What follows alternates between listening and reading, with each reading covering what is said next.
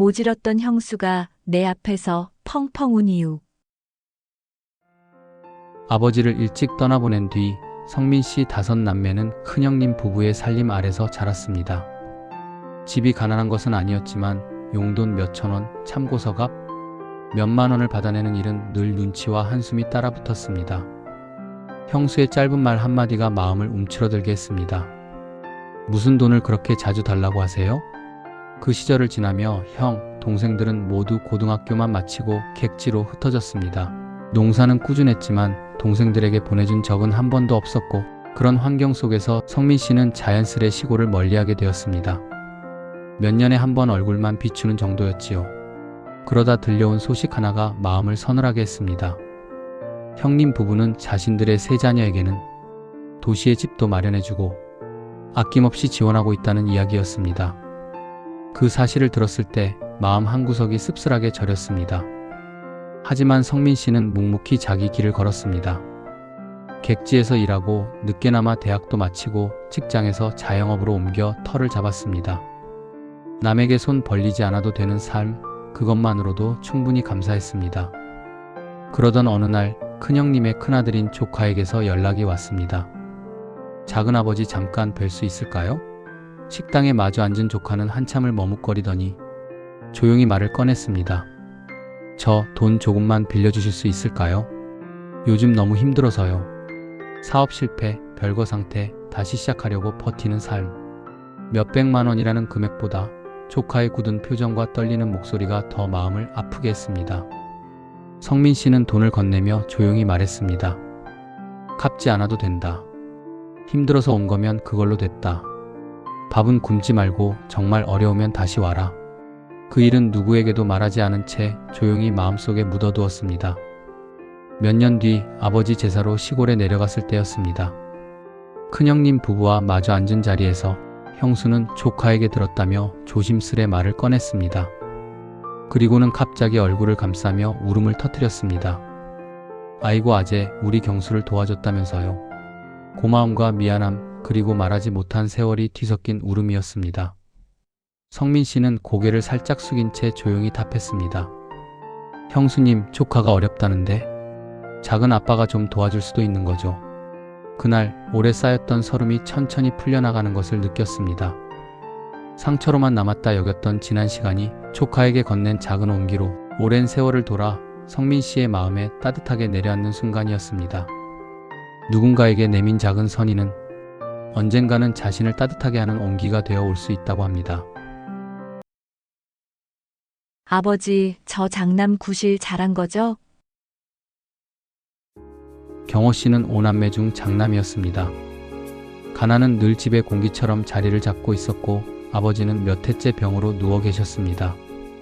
중학교 3학년 봄, 아버지가 세상을 떠난 날, 집안은 말 그대로 텅 비었습니다.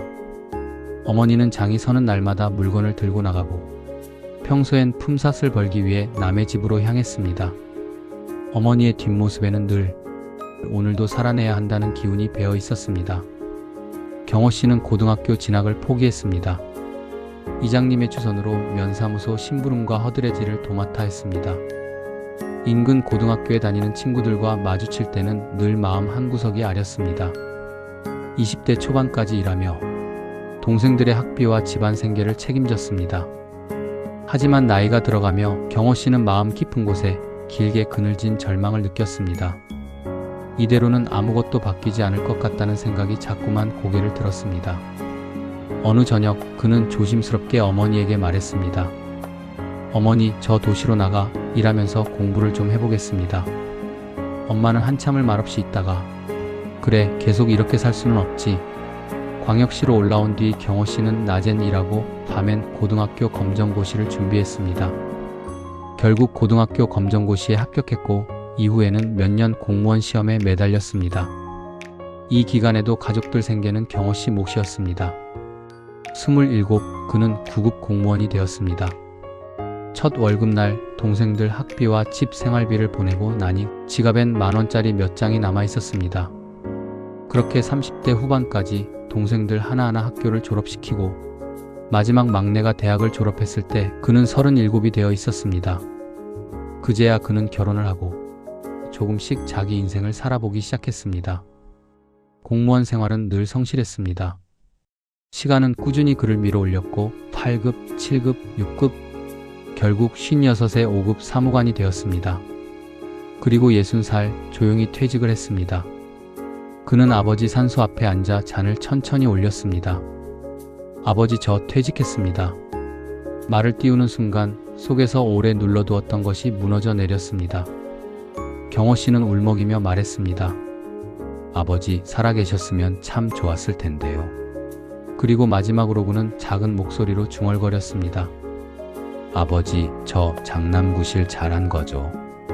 바람이 잠시 멈추는 듯 했고 그는 눈물을 닦으며 천천히 자리에서 일어났습니다. 누구에게도 말하지 못했던 한숨을 드디어 내려놓은 듯 했습니다. 사람은 자신이 버틴 만큼의 인생으로 단단해진다고 합니다.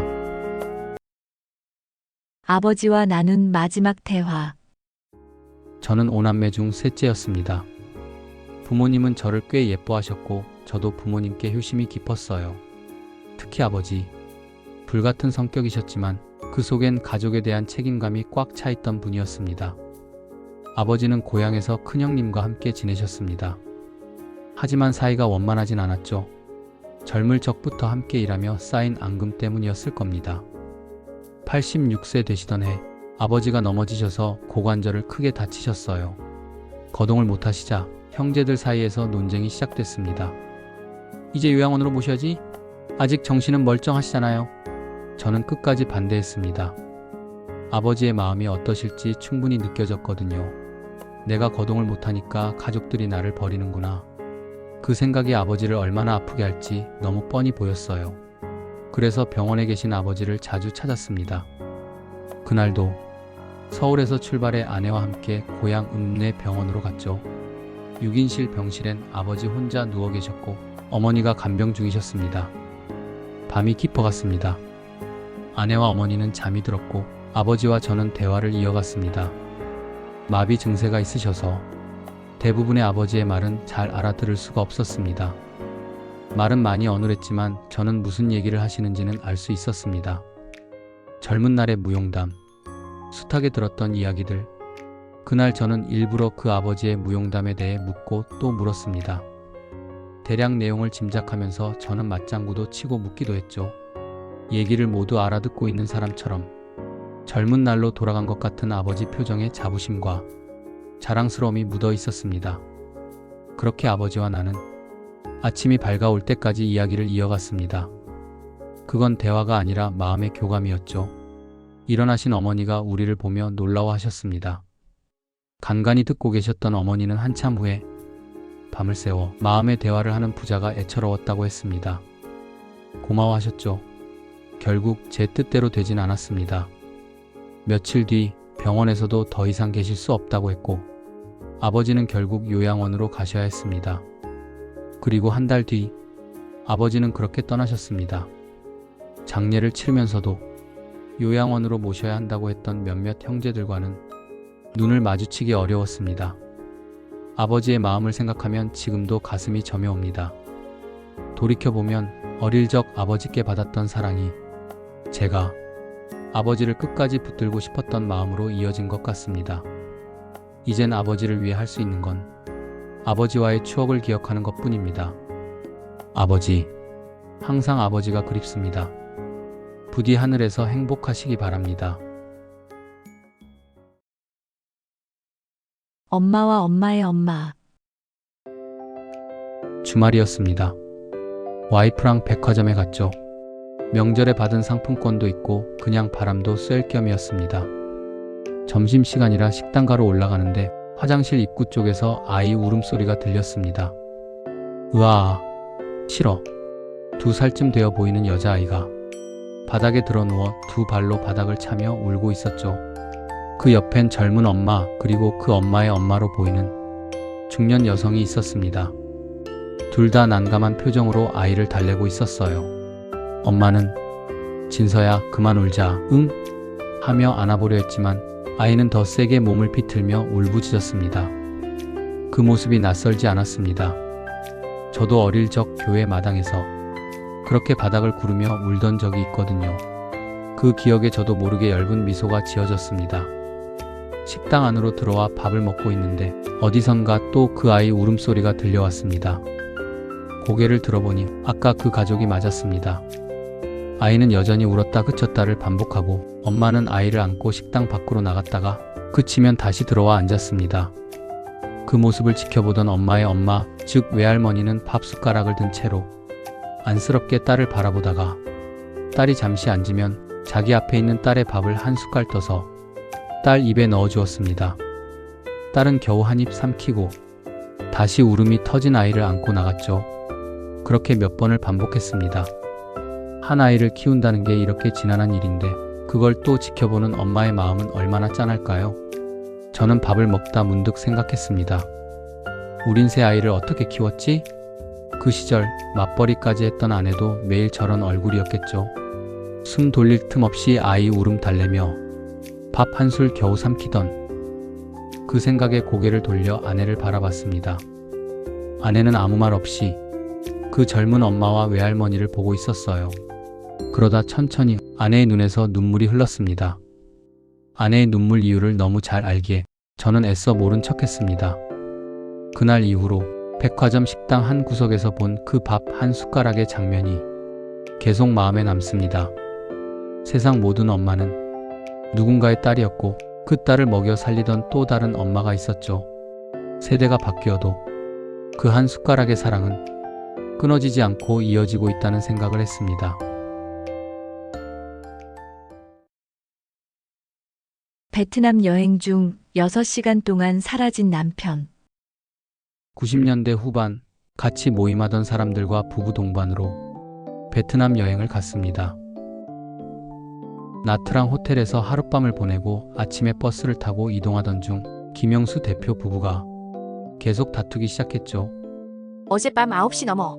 잠깐 나갔다 온다면서 새벽 3시가 다 돼서 들어와.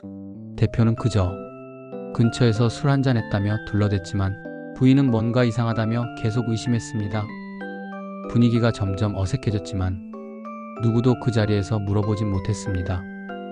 그런데 다음날 계속 어젯밤 상황을 물은 나는 가이드의 조심스러운 이야기를 듣고 말문이 막혔습니다. 김영수 대표는 월남전에 참전했던 군인이었고 그 당시 주둔지에서 한 베트남 여성과 연인이었답니다. 그녀는 대표의 아이를 임신했지만 부대 철수로 인해 두 사람은 생이별을 해야 했습니다. 대표는 반드시 돌아오겠다고 약속했지만 현실은 두 사람의 만남을 허락하지 않았습니다. 세월은 흘러 어느덧 25년. 그는 성공한 전자부품 회사의 대표가 되어 있었지만 마음속엔 늘 그 여성과 이제는 어른이 되었을 아이를 향한 죄책감이 자리 잡고 있었다고 합니다. 베트남에 도착하자마자 그는 현지 가이드에게 몰래 부탁했습니다. 니노아 지역에 사는 한 여인을 찾아줄 수 있겠습니까? 비용은 제가 얼마든지 드리겠습니다. 가이드는 현지 인맥과 경찰까지 동원해 그녀를 찾아냈습니다. 그녀는 그곳을 떠나지 않고 아들과 함께 살고 있었죠. 그날 밤 모두가 호텔에 들어가 쉬고 있을 때 대표는 가이드를 따라 조용히 니노아 지역으로 향했습니다. 미리 연락을 받고 기다리고 있던 그녀와 이제는 청년이 된 아들이 그곳에 있었죠. 정말 너무 미안합니다. 꼭 데리러 오겠다고 했는데. 대표의 목소리는 떨렸고 그녀는 아무 말 없이 울고 있었습니다. 그는 환전해온 3만 달러를 내놓으며 말했습니다. 이걸로라도 조금이나마 용서가 되었으면 합니다. 아이에게도 너무 미안합니다. 그날 밤 세 사람과 가이드까지도 모두 말없이 울었습니다. 서로 붙잡을 수 없는 시간, 되돌릴 수 없는 세월, 감히 다시 이어갈 수 없는 인연이었지만 그 순간만큼은 마음속 상처를 서로 확인하며 진심으로 눈물을 흘렸습니다. 대표는 가이드와 호텔로 돌아왔습니다. 새벽 3시경에 방으로 들어온 그를 부인은 많이 화난 눈빛으로 바라보았지만 그는 그 어떤 해명도 하지 않았습니다. 왜냐하면 이 일은 변명이 아니라 묻어야 할 시간이었기 때문입니다. 그날 이후 대표는 예전보다 말이 줄었지만 마음 한편이 조금은 가벼워 보였습니다. 그 죄책감은 용서받은 것은 아니었으나 적어도 도망치지 않은 진심이 되어 남았을 겁니다.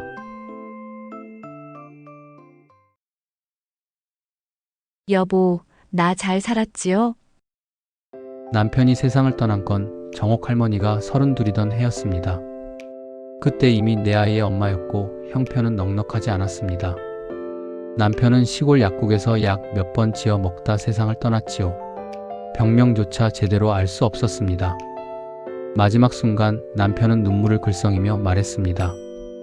여보, 자식 넷두고 내가 어떻게 눈을 감나. 미안하오. 장례를 치르고 정옥 할머니는 울다 지쳐 생각했습니다. 이 아이들을 어떻게 키워야 하나. 농사로는 답이 없었습니다. 며칠을 고민하다 결국 서울행버스에 몸을 실었습니다. 서울 고속터미널에 도착했을 때 커다란 대야에 과일을 파는 아주머니들이 눈에 들어왔습니다. 그들 곁으로 다가가 물었습니다. 저도 이 일 좀 해볼 수 있을까요? 하지만 돌아온 대답은 냉정했습니다. 자리가 없어요. 아무나 못 들어와.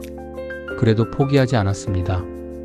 며칠 뒤 한 자리를 내놓는 아주머니가 있다는 소식을 듣고 정옥 할머니 입장에서는 꽤 큰 돈을 주고 그 자리를 샀습니다. 그날부터 정옥 할머니의 전쟁은 시작됐습니다. 비가 오나 눈이 오나 하루도 빠짐없이 터미널 앞에 앉았습니다. 다른 아주머니들이 하루 이틀을 쉬어도 정옥 할머니는 늘 그 자리에 있었습니다. 정옥 씨 좀 쉬어가며 해요 하는 말을 수없이 들었습니다. 그렇게 벌어 자식 넷을 모두 대학에 보냈습니다. 이제 됐다 이만하면 됐지. 하지만 세월은 몸에 흔적을 남겼습니다. 50대 중반 당뇨가 찾아왔고 다리는 점점 말을 듣지 않았습니다. 그래도 자식들 모두 결혼을 시킬 때까지 할머니는 끝까지 일손을 놓지 않았습니다. 자식들은 정옥 할머니의 바램대로 모두 자리를 잡고 행복한 가정을 이루었습니다. 그리고 어느새 80을 훌쩍 넘긴 나이, 거동이 어려워지자 스스로 요양원으로 들어갔습니다. 창가에 앉아 햇살을 받으며 오래된 사진을 꺼냈습니다. 젊은 날 함께 웃던 남편의 얼굴이 보였습니다. 할머니는 사진을 바라보며 조용히 속삭였습니다. 여보, 나 이제 곧 당신 보러 갈 것 같아요. 나 잘 살았지요? 잠시 후 어딘가에서 대답이 들려오는 듯 했습니다.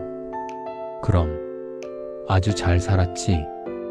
당신 너무 고생 많았어. 며칠 후 정옥 할머니는 조용히 눈을 감았습니다. 평생을 버텨온 삶이 그렇게 고요히 마무리되었습니다. 사람은 누구나 자신이 감당할 수 있을 만큼의 인생을 건네받는다고 합니다. 정옥 할머니의 삶은 그 무게를 사랑으로 견뎌낸 이야기였습니다. 치매 어머니가 마지막까지 부른 이름. 어머님이 언제부턴가 계속 어떤 분 이름을 부르세요. 순애야, 순애야 하고요. 혹시 아시는 분인가요? 가족 중에도 친척 중에도 순애라는 이름은 없었습니다. 치매가 깊어진 어머니는 최근엔 아들 얼굴조차 잘 기억하지 못하는 상태였습니다. 그런데 낯선 이름을 반복해 부른다는 사실이 그의 마음을 묘하게 불편하게 만들었습니다. 전화를 끊은 뒤에도 그 이름이 머릿속에서 떠나지 않았습니다. 도대체 순애가 누구지? 주말에 민수 씨는 어머니 집에 들렀습니다. 그는 오랫동안 손도 대지 않던 장롱문을 열었습니다. 장롱 깊숙한 곳 낡은 상자를 열자 흑백 사진 한 장이 조용히 모습을 드러냈습니다. 사진 속에는 초등학교 저학년으로 보이는 어린 어머니가 어딘가 연약해 보이는 또래 소녀와 함께 서 있었습니다. 사진 뒷면에는 작은 글씨로 이렇게 적혀 있었습니다. 나의 가장 친한 친구 순애. 민수 씨는 그제야 알 것 같았습니다. 하지만 왜 어머니가 평생 한 번도 말하지 않았을까? 더 알고 싶어 상자 안을 뒤지던 순간 누렇게 바랜 얇은 공책 한 권이 손에 잡혔습니다. 어머니가 초등학교 시절에 쓴 작은 일기장이었습니다. 삐뚤빼뚤한 글씨로 오늘은 순애가 데려가서 밥을 먹었다. 우리 집은 반찬이 없었는데 순애네 집에 가니까 너무 맛있는 게 많았다. 비가 많이 와서 집에 못 갈 뻔했는데 순애가 우산을 씌워줬다. 짧은 문장들 속에 담긴 따뜻함이 얼마나 큰 의미였는지 민수 씨는 읽는 내내 숨을 고르지 못했습니다. 어머니의 어린 시절은 늘 가난하고 고단했다고 들었습니다. 그런 시절을 버티게 해준 사람이 바로 그 소녀 순애였습니다. 다음 날 민수 씨는 일기장과 사진을 들고 요양원으로 갔습니다. 민수 씨는 어머니의 손을 잡고 조용히 사진을 보여드렸습니다. 어머니 이분이세요? 어머니가 부르던 순애 씨. 어머니의 시선이 사진 위에서 멈췄습니다. 그리고 아주 긴 시간 끝에 입술이 미세하게 움직였습니다. 순애야. 그 한마디는 마치 시간의 문을 다시 여는 듯한 소리였습니다. 어머니 얼굴에 잠시 어린 시절의 표정이 스쳐 지나갔습니다. 따뜻하고 고마워하는 표정. 민수 씨는 그 모습을 보며 어머니가 왜 마지막까지 기억을 놓지 않으려 했는지 알 것 같았습니다. 가난하고 고단했던 시절 어머니의 손을 잡아주던 단 한 사람. 어머니 삶을 버티게 해준 가장 오래된 온기였습니다. 사람은 결국 자신을 지켜준 기억 하나를 마지막까지 마음 깊이 품고 살아가는 것 같습니다. 마지막까지 손에 움켜쥔 어머니의 택시비. 간호사에게서 건네받은 누렇고 너덜너덜해진 작은 봉투. 어머니가 마지막까지 그걸 왜 쥐고 있었는지 알고 있던 철민 씨는 한동안 눈을 들지 못했습니다. 어머니는 오래전부터 시골집에 홀로 지내셨습니다. 아버지가 먼저 떠나시고 자식들은 모두 도시에서 각자의 삶을 꾸렸습니다. 집 근처 노치원은 어머니의 하루를 붙들어 주었습니다. 그렇게 웃으며 3년을 버티셨습니다. 그러나 작은 넘어짐이 모든 걸 바꾸었습니다. 허리를 다친 뒤 다시 걷기 어려워지자 결국 자식들은 요양원 입소를 선택할 수밖에 없었습니다. 입소하던 날 어머니는 조용히 물으셨습니다. 나 집엔 언제 가냐? 금방 나아지시면요. 자식들은 그렇게 답했지만 어머니는 이미 알고 계신 얼굴이었습니다. 요양원 생활은 길어졌고 치매도 서서히 찾아왔습니다. 그러던 어느 날 면회에서 어머니가 갑자기 말씀하셨습니다. 어제는 집에 가려고 했는데 택시비가 없어서 못 갔어. 어머니의 자존심 섞인 체념이 철민 씨 마음을 깊게 눌렀습니다. 철민 씨는 바로 봉투 하나를 준비했습니다. 5만 원짜리 한 장, 만 원짜리 5장. 조심스레 어머니 손에 쥐어드렸습니다. 어머니, 집에 오고 싶으시면 언제든지 이걸로 오세요. 그가 알면서도 건넨 봉투였습니다.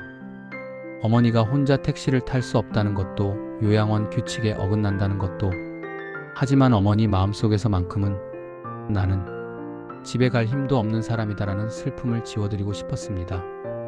다음 날 요양보호사가 그 봉투를 발견하고 회수하려 했습니다. 그러자 어머니는 안 돼. 이건 우리 아들이 준 택시비야. 그 말 앞에서 누구도 더 손댈 수 없었습니다. 치매는 점점 깊어져 자식들의 얼굴도 헷갈려하기 시작했습니다. 그러던 어느 날 요양원에서 연락이 왔습니다. 마지막 시간이 오고 있다고. 서둘러 달려간 병실에서 어머니는 이미 조용히 눈을 감고 계셨습니다. 간호사가 손때 묶고 구겨진 봉투 하나를 내밀었습니다. 어머니 손이 너무 꽉 쥐고 있어서 겨우 빼냈다고 했습니다. 그 봉투였습니다. 그가 넣어드렸던 돈이 단 한 장도 쓰이지 않은 채 그대로 있었습니다. 어머니가 집이라는 말을 얼마나 그리워하셨는지 또렷하게 느껴져 마음이 아렸습니다. 장례를 정리하며 가족들은 말했습니다. 이 봉투 어머니 손에 그대로 넣어드리자. 관안에 봉투를 넣으며 철민 씨는 조용히 속상했습니다. 어머니, 오고 싶으실 때 언제든지 오세요. 여긴 끝까지 어머니 집이에요. 사람의 마음은 결국 돌아가고 싶은 한자리를 품은 채 조용히 살아가는 것 같습니다. 50년을 함께한 남편을 보내는데 필요한 시간. 할아버지를 먼저 떠나보낸 그의 겨울, 경숙 할머니는 이상하리만큼 잠을 이루지 못했습니다. 마치 지금도 문을 열고 들어올 것만 같은 그 따뜻한 기척이 아직 남아있는 듯 했습니다. 경숙 할머니와 할아버지는 20살이 갓 넘은 나이에 결혼해 50년 가까운 세월을 함께 보냈습니다. 농사와 바다 양식 일을 오가며 6남매를 하나하나 대학까지 보내느라 늘 몸은 고단했지만 마음만큼은 든든했습니다. 서로를 바라보는 눈빛에는 늘 조금만 더 버티자 하는 의지가 담겨 있었습니다. 그러던 어느 날 이제 정말 고생 얼마 남지 않았다고 안도감을 갖게 될 즈음 평생 곁을 지켜줄 것만 같던 남편이 간암 진단을 받았습니다. 수술을 받고 10여 년은 괜찮은 듯 보였으나 암이 재발하여 아직 70도 되지 못한 나이에 세상을 떠나고 말았습니다. 할머니는 그 사실을 쉽게 받아들이지 못했습니다. 나 혼자 두고 어디를 그렇게 급히 가요. 한 번씩 혼잣말처럼 흘러나오는 그 말은 언제나 떨림이 섞여 있었습니다. 할아버지가 쓰던 물건들은 그대로였습니다. 방에 걸린 외투, 서랍이 지갑, 오래된 모자까지. 자식들이 명절마다 찾아와 치우자고 말해도 할머니는 고개를 저었습니다. 아직은 안 된다. 집에 혼자 있을 때면 할아버지가 잠시 외출한 것뿐이라고 생각했습니다. 문소리만 나도 혹시나 싶어 고개를 들었다가 이내 조용히 내려놓곤 했습니다. 그렇게 3년이라는 시간이 흘렀습니다. 세 번째 명절, 자식들이 모두 모인 자리에서 조심스레 말을 꺼냈습니다. 엄마, 이제 아버지 보내드리면 안 될까? 할머니는 대답하지 못하고 잠시 외투만 바라보았습니다. 그러다 아주 작은 목소리로 말했습니다. 그래, 이제는 보내드려야겠지. 할머니는 외투를 두 손으로 꼭 잡았다가 천천히 내려놓았습니다. 그리고 한참 만에 나지막이 말했습니다. 당신 이제 정말 편히 쉬어요. 자식들은 그 모습을 지켜보며 마음 한구석이 아리고 또 따뜻했습니다. 여리고 의지 깊고 한평생 남편만 바라보고 살아온 어머니의 사랑이 그대로 느껴졌기 때문입니다. 그 후로 할머니는 조금씩 스스로의 일상을 만들어가기 시작했습니다. 아침마다 텃밭에 나가 흙을 만지고 저녁이면 작은 라디오를 켜놓고 조용히 앉아있는 시간이 늘었습니다. 이제는 그리움을 품은 채 하루하루를 살아갈 수 있게 된 것이었습니다. 오랜 세월 함께 살아낸 사람을 보내는 일은 이렇게나 긴 시간이 걸립니다. 경숙 할머니의 모습은 말없이 일러줍니다. 남아있는 그리움도 결국은 사람을 다시 살아가게 하는 힘이 된다는 것을. 핫도그와 오뎅 한 그릇. 40년 후 세상을 보는 눈으로. 준혁 씨는 연휴에 옛 고향을 찾았습니다. 중학교 시절까지 보낸 그 시골 동네에서 문득 한 사람이 떠올랐습니다. 절친이었던 성수의 어머니. 준혁 씨 집은 어려워서 용돈을 받아 분식을 사 먹는 건 꿈도 꿀 수 없었습니다. 하지만 학교 앞 분식집을 운영하시던 성수 어머니는 항상 준혁 씨를 불러들이셨습니다. 핫도그 몇 개, 오뎅 국물 한 그릇. 그 따뜻함이 준혁 씨 마음속에 평생 남았습니다. 세월이 흘러 준혁 씨는 도시에서 안정적인 삶을 살게 됐지만 절친 성수는 20대 후반의 교통사고로 세상을 떠났습니다. 분식집은 이미 사라지고 없었습니다. 주변 사람들에게 물어 간신히 찾아간 곳에는 80대 초반의 성수 어머니가 계셨습니다. 아이고, 준혁이구나. 그런데 이야기를 나누던 중 어머니가 자꾸 눈을 가늘게 뜨시며 얼굴을 자세히 들여다보셨습니다. 어머니, 혹시 눈이 불편하세요? 당뇨가 오래되면 그럴 수 있다는데 작년부터 잘 안 보여. 약국에서 안약만 넣고 있는데 소용이 없구나. 준혁 씨의 가슴이 먹먹해졌습니다. 준혁 씨는 그날로 날짜를 잡았습니다. 당뇨 안과 전문의가 있는 큰 병원으로 어머니를 모시고 갔습니다.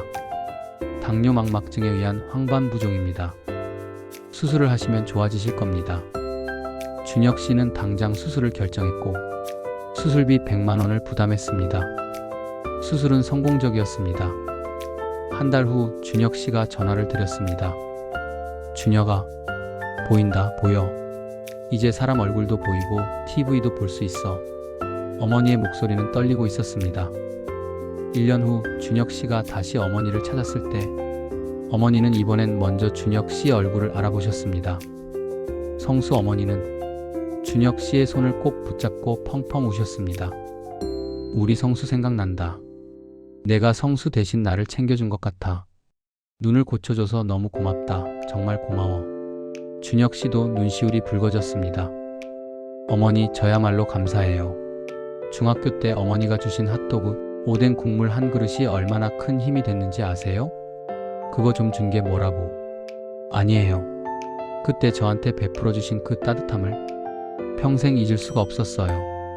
준혁 씨는 차를 타고 돌아오며 생각했습니다. 어쩌면 성수가 하늘에서 자기 어머니를 챙겨달라고 나를 그곳으로 이끈 건 아닐까? 작은 선행도 결코 사라지지 않습니다. 누군가의 마음속에 씨앗으로 남아 세월이 흘러 다시 꽃으로 피어나니까요.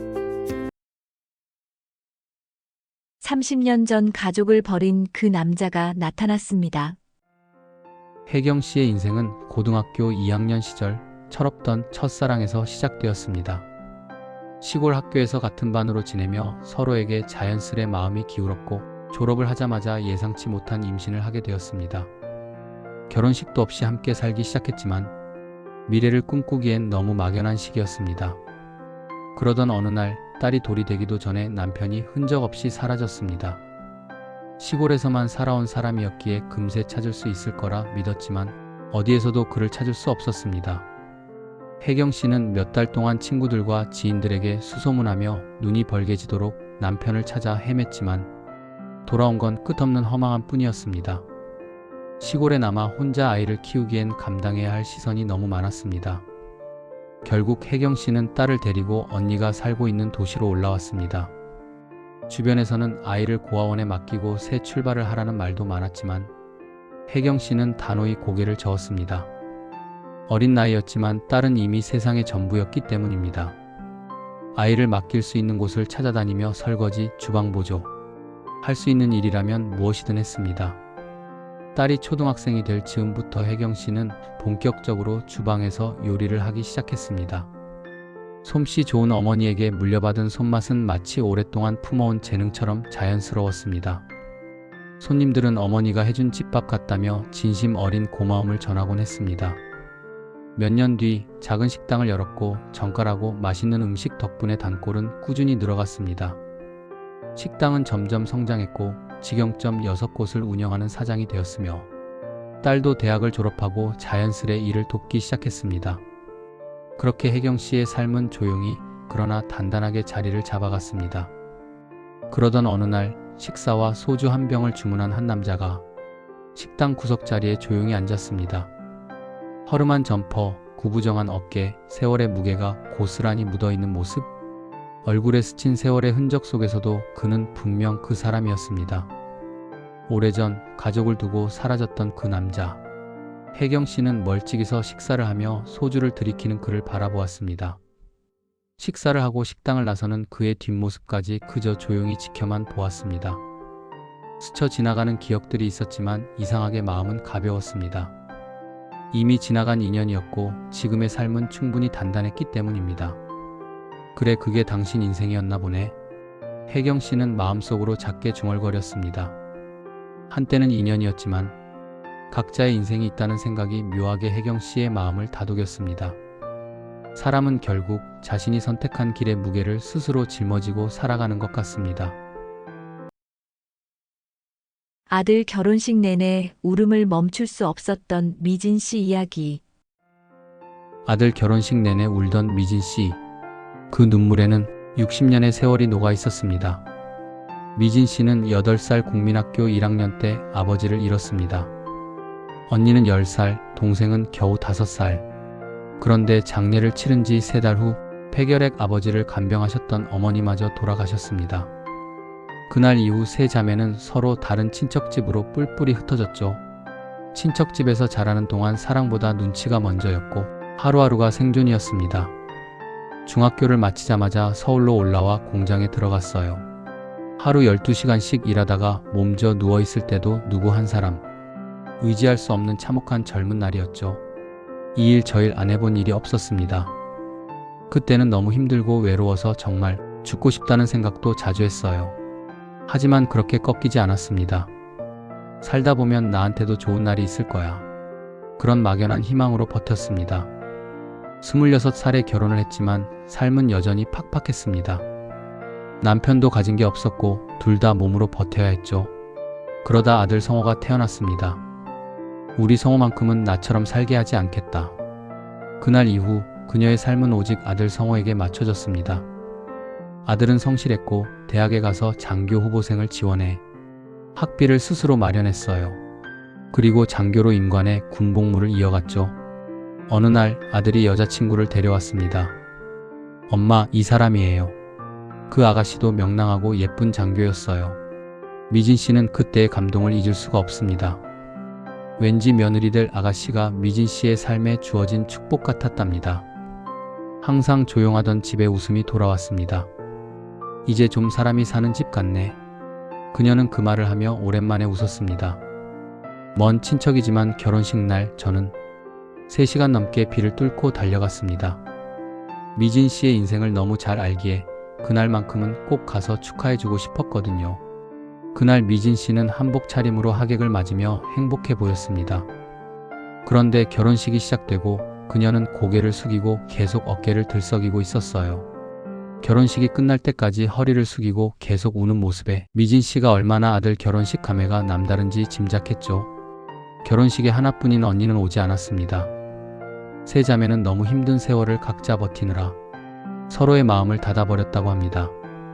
돌아오는 길 차 안에서 오늘 신랑이 신부에게 불러준 김동률의 노래 감사가 계속 머릿속을 맴돌았습니다. 미진 씨의 인생에도 드디어 감사할 하루가 찾아온 거겠죠. 삶이란 끝없이 버티는 사람에게 언젠가 감사라는 선물을 주나 봅니다. 인생을 바꿔준 사장님 이야기. 재석 씨는 80년대 중반 인천 남동공단의 한 전자부품 회사에서 일하던 청년이었습니다. 시골 고등학교를 갓 졸업하고 집안 형편이 어려워 대학은 꿈도 못 꿨죠. 5남매의 장남이었기에 동생들 학비를 생각하면 자신의 꿈은 뒤로 미뤄야 했습니다. 하지만 공부에 대한 열정만큼은 버릴 수가 없었죠. 퇴근 후 술 한잔하러 나가는 동료들을 뒤로하고 기숙사 방 안에서 홀로 책을 폈습니다. 그날도 그렇게 책을 붙잡고 있었는데 문득 문이 열리더니 사장님이 들어오셨습니다. 자네 이 시간에 뭐하나? 예, 공부 좀 하고 있습니다. 그날 사장님은 재석 씨의 사정을 다 알게 되셨습니다. 그리고 다음날 재석 씨를 부르시더니 뜻밖의 말씀을 하셨어요. 공부하고 싶다면 내가 도와주겠네. 그분은 그 말 그대로 실천하셨습니다. 공부할 수 있는 여건을 만들어주시고 학력고사 직전에는 한 달간 특별 휴가까지 내주셨죠. 그 덕분에 재석 씨는 야간 대학에 합격했습니다. 대학 진학 후에는 사무직으로 전환해 주셨고 수업 시간에 맞춰 조금 일찍 퇴근할 수 있도록 배려해 주셨습니다. 등록금도 여러 번 챙겨주셨죠. 재석 씨는 항상 사장님께 감사했습니다. 세상엔 이런 분도 계시구나. 하지만 대학원에 진학하면서 그는 회사를 퇴사했습니다. 다른 직원들 눈치가 보이기도 했고 사장님의 과분한 배려에 더 이상 부담을 드리면 안 되겠다는 생각도 들었기 때문이었죠. 대학원은 장학금을 받으며 큰 어려움 없이 마칠 수 있었고 결국 대기업 연구원으로 당당히 취직했습니다. 그 소식을 들은 사장님은 자식 일처럼 기뻐하셨습니다. 세월이 흘러 결혼도 하고 박사 학위까지 받고 난 후 재석 씨는 가장 먼저 그분께 인사를 드려야겠다는 생각을 했습니다. 경제적으로도 여유가 생겼던 그는 꽤 큰 금액의 수표를 봉투에 담았습니다. 그리고 은퇴하신 사장님을 찾아뵈었죠. 사장님, 그때 도와주신 거 조금이라도 갚고 싶었습니다. 사장님은 놀란 얼굴로 봉투를 밀어내셨습니다. 내가 그걸 다시 받으려고 도왔겠나? 나도 옛날에 어려울 때 많은 사람들에게 도움을 받았어. 그 덕분에 공장도 세우고 여기까지 올 수 있었지. 그걸 자네에게 돌려준 거야. 자네도 언젠가 자네처럼 간절한 사람을 만나면 그때 도와줘. 그 말을 듣는 순간 목이 메어 아무 말도 못했습니다. 그날 이후 재석 씨도 항상 누군가에게 작은 도움이라도 줘야겠다는 생각을 한다고 합니다. 그게 사장님이 남겨주신 마음이니까요. 세상엔 따뜻한 사람들이 많이 있습니다. 그리고 그 따뜻함은 누군가의 인생을 바꾸기도 합니다. 지잡대라 불렸던 명문대 교수 이야기. 제2대? 그런 대학도 있어? 입학 통보서를 들고 집에 돌아온 날 고모의 그 말이 진우 씨의 마음을 쿵하고 내려앉게 했습니다. 진우 씨도 알고 있었습니다. 그 대학 이름만 들어도 사람들 반응이 달라진다는 걸요. 어느 날 수업 중 친구가 물었습니다. 여기 나와서 뭐 할 거야? 그 질문 앞에서 진우 씨는 아무 말도 하지 못했습니다. 미래가 막막했고 그 막막함이 부끄러웠습니다. 그러던 어느 날 생명과학 실험 수업에서 처음으로 현미경을 들여다본 진우 씨는 렌즈 속 세포들이 쉼없이 살아 움직이는 것을 보며 가슴이 묘하게 뜨거워졌습니다. 저 작은 세포도 저렇게 치열하게 살아가는데 나는 지금 내 인생을 그렇게 치열하게 살고 있는가? 그 질문이 마음속에 남아 시간이 지나도 쉽게 사라지지 않았습니다. 나는 지금 얼마나 진심으로 살고 있나? 그 질문이 쌓이고 쌓이다 보니 어느새 마음 한구석에서 결심이 자라났습니다. 그래, 나도 치열하게 살아보자. 누가 뭐라 해도 내 인생을 다시 한번 만들어보자. 대학원은 조금 더 알려진 곳으로 입학했습니다. 그때부터는 진짜 전쟁이었죠. 실험은 수없이 실패했고 결과는 늘 기대에 미치지 못했습니다. 제2대 출신이 뭘 하겠냐는 말이 다시 귓가를 때렸지만 그럴수록 진우 씨는 이를 악물었습니다. 밤을 새워 논문을 쓰고 주말에도 연구실 불을 켰습니다. 결국 실력으로 증명해 보이자 그 대학에서 석사를 마치고 박사까지 받았습니다. 그리고 연구 성과를 인정받아 미국의 한 명문 대학에서 박사 후 과정을 밟게 되었습니다. 미국 연구소 첫날 담당 교수가 진우 씨의 이력을 한참 들여다보더니 고개를 갸웃했습니다. 한국에서 오는 연구자들은 대부분 익숙한 대학들인데 당신 학교 이름은 처음 듣네요. 순간 진우 씨의 심장이 덜컥 내려앉았지만 교수는 곧 미소를 지었습니다. 그런데 당신 논문을 보니 정말 인상적이더군요. 늘 느끼지만 대학 이름과 실력은 별개예요. 그 말은 진우 씨에게 세상 어떤 상보다도 큰 위로였습니다. 그래, 드디어 내 이름을 내 실력으로 말하게 됐구나. 그 후 진우 씨는 중국의 한 대학에서 교수로 일했고 연구 성과로 꽤 유명세를 타기도 했습니다. 지금은 국내 유명 대학에서 연구를 이어가며 학생들을 가르치고 있습니다. 가끔 밤늦게 연구실 불을 끄기 전 창문 너머로 번지는 도시의 불빛을 보며 생각합니다. 지잡대라 불렸던 그 학교, 그곳은 나의 출발점이었을 뿐 나의 한계는 아니야. 누구나 빛나는 곳에서 시작하는 건 아니지만 치열하게 살아가면 결국 빛이 될 수 있습니다. 고졸인 제가 개교 기념일 축사를 했습니다. 철호 씨는 시골에서 태어난 네 남매 중 둘째였습니다. 아버지는 초등학교 4학년 때 세상을 떠나셨고 어머니는 온몸이 부서지도록 일하며 아이들을 키우셨죠. 그 시절엔 공부 좀 하는 아이들은 다 도시로 갔습니다. 철호 씨도 공부는 꽤 잘했지만 가난이라는 벽은 끝내 넘을 수 없었습니다. 친구들이 도시로 떠나는 날, 나는 여기서 멈추는구나. 그때 느꼈던 그 서글픈 감정이 한동안 철호 씨 마음속에서 지워지지 않았습니다. 고등학교를 졸업한 뒤 철호 씨는 시와에 있는 PCB 공장에 들어갔습니다. 기계 소리, 땀 냄새, 그리고 늘 같은 하루. 하지만 그런 생활 속에서도 철호 씨는 늘 생각했습니다. 나에게도 인생을 반전시킬 수 있는 기회가 있을 거야. 그렇게 일하던 중 사장님의 권유로 영업을 맡게 됐습니다. 철호 씨는 열심히 뛰었고 성과도 꽤 냈습니다. 그러던 어느 날 무리한 확장 탓인지 회사가 부도 위기에 몰렸습니다. 사장님이 철호 씨를 불러 말했습니다.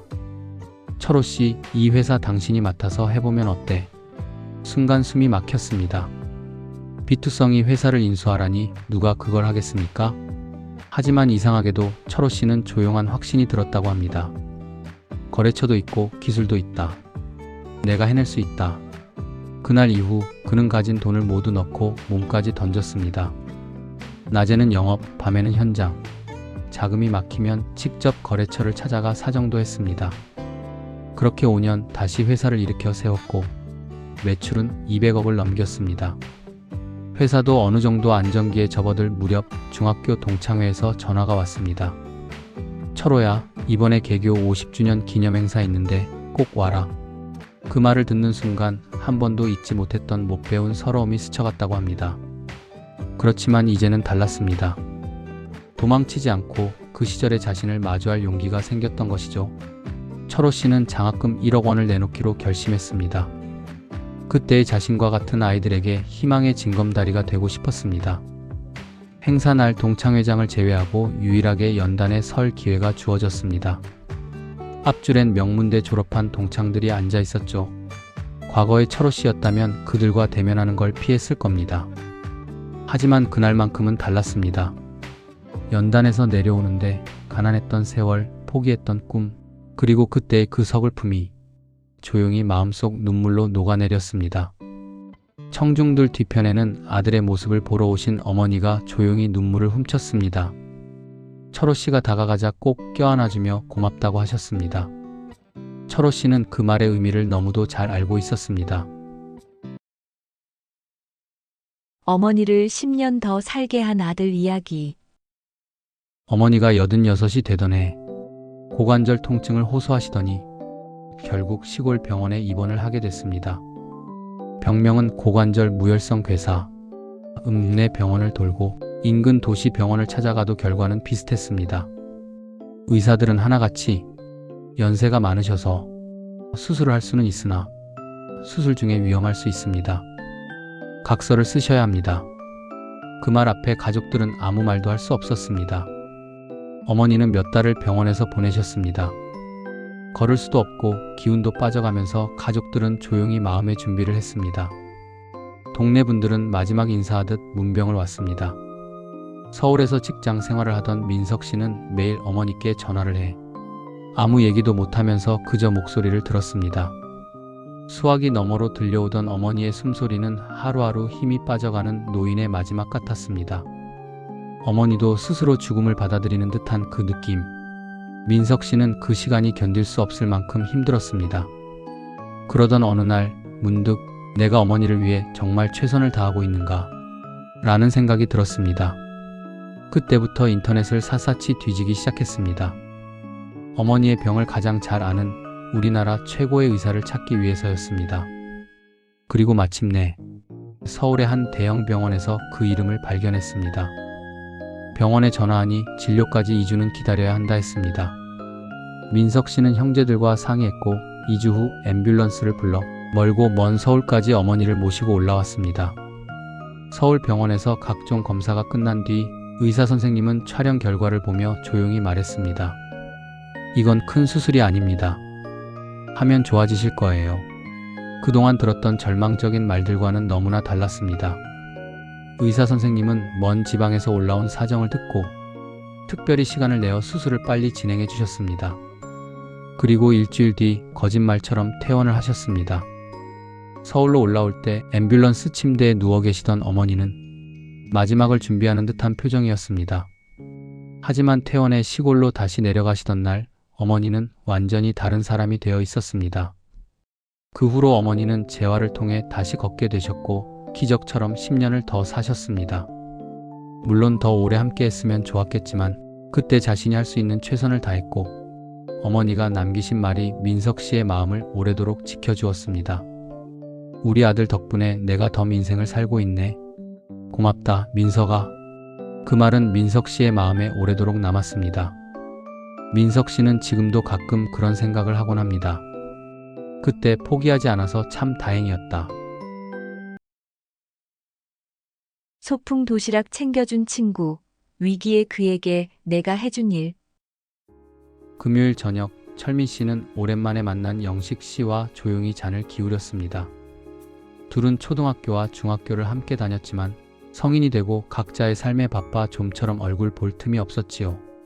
그럼에도 철민 씨 마음속에서 영식 씨는 늘 특별한 친구로 남아 있었습니다. 소풍날 도시락을 싸지 못해 빈손으로 서 있던 초등학교 3학년의 그를 영식 씨가 아무렇지 않다는 듯 불러 함께 밥을 먹어주던 장면은 아직도 선명했습니다. 4학년 소풍부터는 영식 씨가 엄마에게 말해 도시락을 하나 더 싸오곤 했지요. 그 따뜻한 손길이 어린 철민 씨에게는 세상 처음 받은 배려였습니다. 세월이 흘러 두 사람의 길은 달라졌습니다. 대학 갈 형편이 못된 철민 씨는 식당 주방에서 시작해 지금은 직영점 4개를 운영하는 고깃집 사장이 됐습니다. 반면 영식 씨는 대학을 졸업하고 대기업에 들어갔지만 회사 사정 악화로 40대 중반에 명예퇴직을 맞았습니다. 그 뒤 모아둔 돈으로 부부가 식당을 열었지만 코로나가 터지며 문을 닫았고 남은 건 빚과 자녀들 학비 걱정뿐이었습니다. 영식 씨는 아르바이트와 배달을 하며 밤낮 없이 달렸고 얼마 전엔 사고까지나 경제적으로 매우 어려운 상황이었습니다. 그날 술이 어느 정도 오른 자리에서 한참을 망설이던 영식 씨가 갑자기 목을 삼키며 말했습니다. 철민아, 애들 제대로 못 키울까봐 그게 제일 무섭다. 짧은 말이었지만 속이 다 드러난 듯 떨리는 목소리였습니다.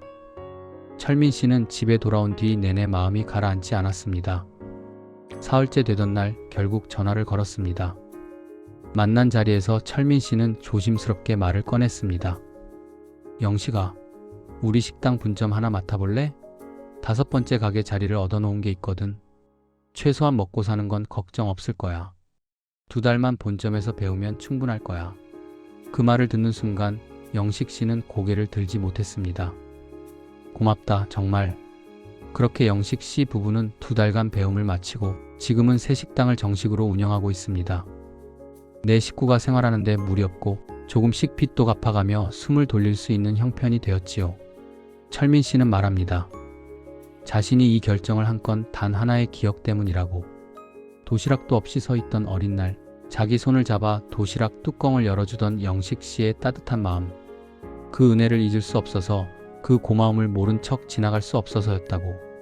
어린 날 자신을 챙겨주던 그 따뜻한 손길을 이제야 되돌려준 것뿐이라고 했습니다.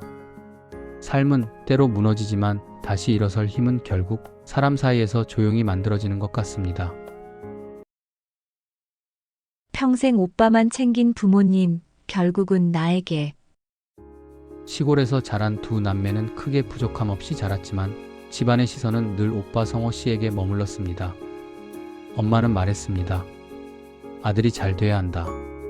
그 말은 마치 집안의 법처럼 굳어 있었고 은정 씨는 당연하다는 듯 그런 집안 분위기 속에서 자랐습니다. 오빠는 중학교 졸업 후 곧바로 도시로 나갔고 좋은 교육과 지원을 받으며 대학을 마쳤습니다.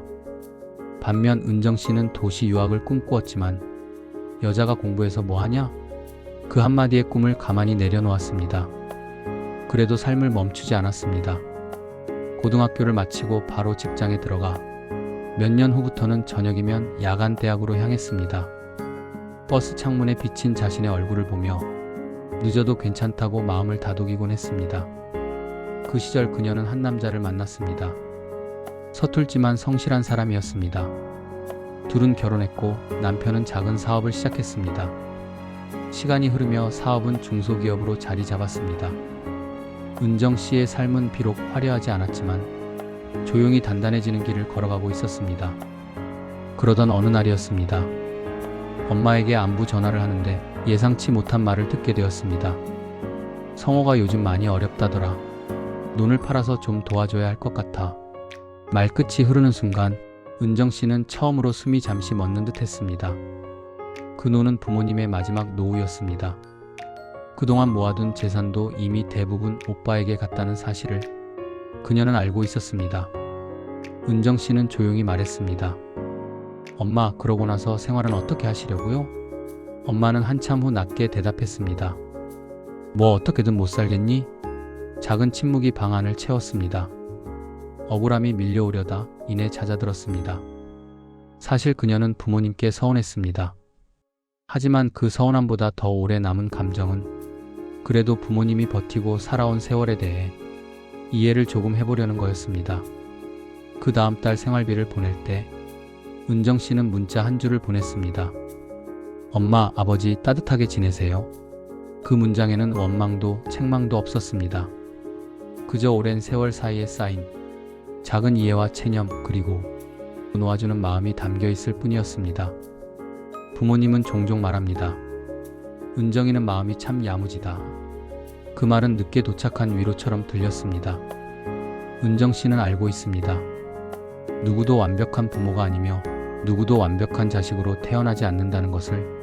사람은 각자의 자리에서 그 시대가 허락한 만큼만 사랑하고 표현할 뿐이라는 것을. 아버지 장례 후 시어머니가 건넨 봉투에 그날 오후 미영 씨는 회사에서 돌아오자마자 아들의 유치원 가방을 정리했습니다. 일과 육아를 함께 해내는 맞벌이의 일상이었지만 요즘은 유난히 숨이 더 가빴습니다. 며칠 전 아버지를 떠나보내고 난 뒤 마음속엔 말하지 못한 허전함이 계속 남아있었기 때문이었습니다. 여동생은 이미 독립해 따로 지내고 있고 지금 친정에는 어머니 혼자 남아 조용히 시간을 견디고 계셨습니다. 오랜 병간호로 지친 어머니 얼굴이 자꾸 떠올라 미영 씨는 마음이 쓰였습니다. 그때 휴대폰이 울렸습니다. 시어머니였습니다.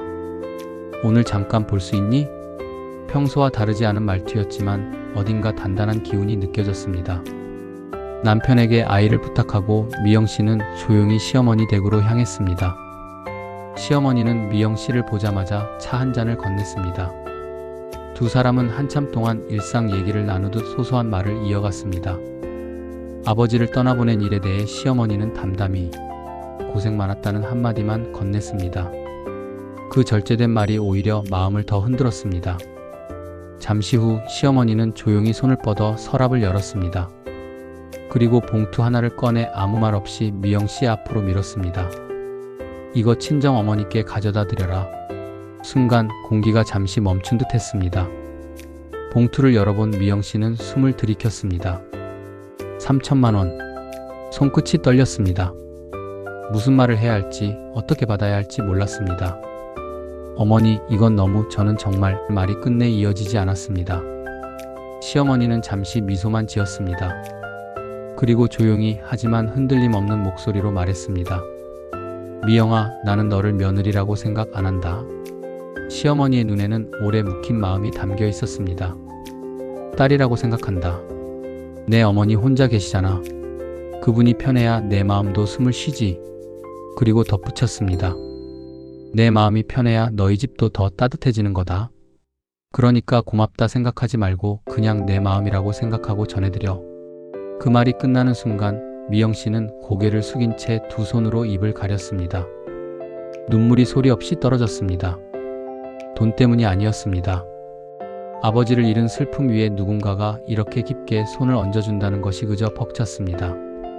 집으로 돌아오는 길, 도로의 불빛들이 흐릿하게 번졌습니다. 마음 한구석이 조금씩 풀어지는 느낌. 슬픔 속에서도 사람의 따뜻함이 얼마나 큰 힘이 되는지 그날 밤 미영 씨는 다시 배웠습니다. 한 남자의 완벽한 두 가정 이야기. 중학교 3학년 딸이 필요하다고 해서 떼어온 가족관계 증명서. 그곳에는 본 적 없는 이름, 1살 더 많은 딸이 가족으로 올라와 있었습니다. 정미 씨는 처음에는 단순한 오류라 생각했습니다. 하지만 아무래도 이상해 남편에게 전화를 걸었을 때 집에서 얘기하자. 남편은 짧게 그렇게 말했을 뿐이었습니다. 정미 씨는 올해 45, 대기업에서 일하며 누구보다 성실하게 살아온 사람이었습니다. 남편 역시 좋은 직장에 다니고 있었고 생활에 부족함은 없었습니다. 그러나 그날 저녁 식탁에 마주 앉은 남편의 입에서 나온 이야기는 정미 씨의 삶을 한순간에 무너뜨렸습니다. 그 아이 내 딸이야. 결혼 전 오랫동안 사귀던 여자. 시댁의 반대에도 끝내지 못했던 관계. 그 사이 태어나 버린 아이. 정미 씨와 결혼 날짜가 이미 잡혀 있었고 남편은 그 사실을 숨긴 채 두 가정을 만든 상태로 살아오고 있었습니다. 정미 씨는 아무 말도 할 수 없었습니다. 분노보다 먼저 찾아온 건 얼떨떨함, 그리고 아주 깊은 허탈함이었습니다. 돌이켜보면 이상한 일들이 많았습니다. 한 달에 일주일, 열흘씩 잦았던 출장, 보너스 이야기를 남편에게서만 듣지 못했던 작년 송년회. 정미 씨는 경제활동을 해왔기 때문에 기본 생활비만 받고 돈은 각자 관리하며 살아왔습니다. 그 모든 퍼즐이 그날 하나로 맞춰지고 말았습니다. 다음 날 정미 씨는 결국 오빠들에게 털어놓았습니다. 두 오빠는 분노로 들끓었고 남편의 또 다른 집을 직접 찾아갔습니다. 그러나 막상 눈앞에 펼쳐진 것은 숨겨진 집이 아니라 이미 오래전부터 굳건히 자리 잡은 하나의 가정이었습니다. 차마 깨부수고 나올 수조차 없을 만큼 온전한 형태로 자리 잡은 또 하나의 삶이었습니다. 큰오빠는 돌아와 조용히 말했습니다. 정미야, 그냥 포기해라. 너무 억울하겠지만 내가 더 아프지 않게 여기서 끝내는 게 좋겠다. 정미 씨는 한참을 울다가 결국 이혼을 택했습니다. 쿨한 성격의 사람이었지만 그 선택은 결코 가볍지 않았습니다. 정미 씨는 딸과 함께 남은 삶을 다시 꾸리기 시작했습니다. 경제적으로는 흔들림이 없었지만 마음만은 오래 휘청거렸습니다. 내 인생을 누군가에게 빼앗긴 것 같은 기분. 그래도 딸의 얼굴을 보면 조금은 숨이 돌아왔습니다. 어느 밤 딸이 조용히 말했습니다. 엄마, 우리 둘이서 행복하게 살아요. 그 말에 정미 씨는 천천히 고개를 끄덕였습니다. 시간이 지나고도 가끔 되묻곤 합니다. 과연 그때 조용히 이혼을 해주었던 것이 옳았던 걸까? 여러분의 생각은 어떠신가요? 공감되셨다면 구독과 좋아요 꼭 부탁드립니다.